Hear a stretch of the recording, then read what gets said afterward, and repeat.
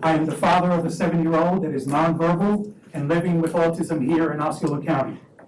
Before I begin, I'd like to acknowledge Superintendent Deborah Pace, the school board members John Arguello and Julius Melendez for their prompt response to a recent dealing that I had with them, and their response was just very, very prompt, and I appreciate that.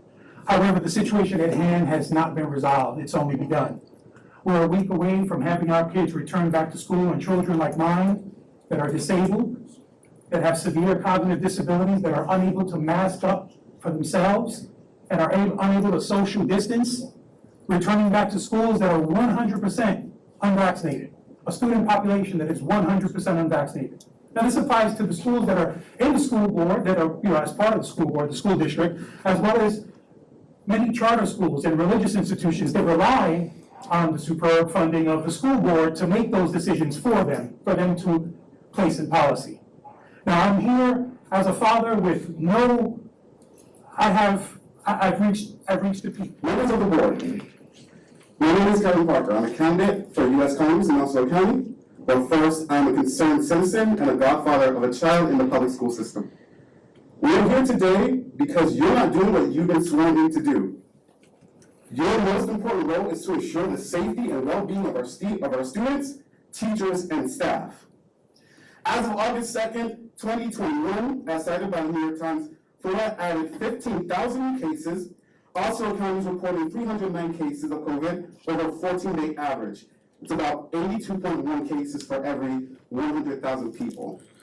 It may not seem like a lot, but that's a 160% increase over 14 days. And it doesn't show any signs of slowing down. Governor DeSantis is saying it's all hysteria and that everything is fine. Things are not Let me fine. remind you that Ron DeSantis is a politician, not a doctor. Let me say it again. Ron DeSantis is a politician, not a doctor. If you look at the news today or any reliable source, it'll tell you there have been 38,079 deaths in the state of Florida.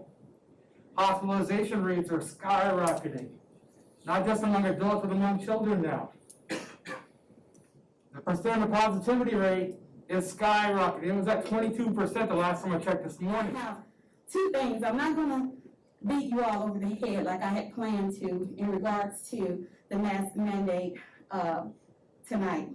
I understand what you're up against in trying to impose that inside the school with our governor and his executive order. I understand that. But what I will ask you to do tonight is to implement the digital plan as an option again. I will ask you to do that. I feel like I've done this before again. I was sitting outside the building because personally I don't feel safe in this room or in this hallway. But I will not let my voice not be heard at public meetings I have every right to be at. There's a sign on the door out front that says this is a tobacco-free campus and that all Osceola schools are tobacco-free campuses. And that's good. My goal is to have smoking sections in our restaurants. I mean, we couldn't have smoking sections because we all know that smoke doesn't just stay to one side of the room because we designate that section. The same is true for COVID-19 and this virus.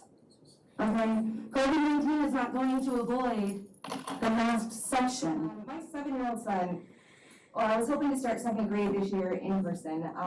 However, we're hesitant to send him back with the lack of mask mandates and digital learning options.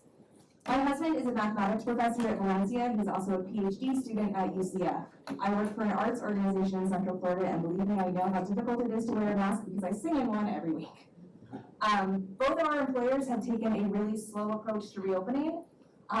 They've been really careful to transition back to normal operations. Valencia is instituting limits on class sizes and has actually hired about 200 visiting professors this semester to meet the increased need for digital learning.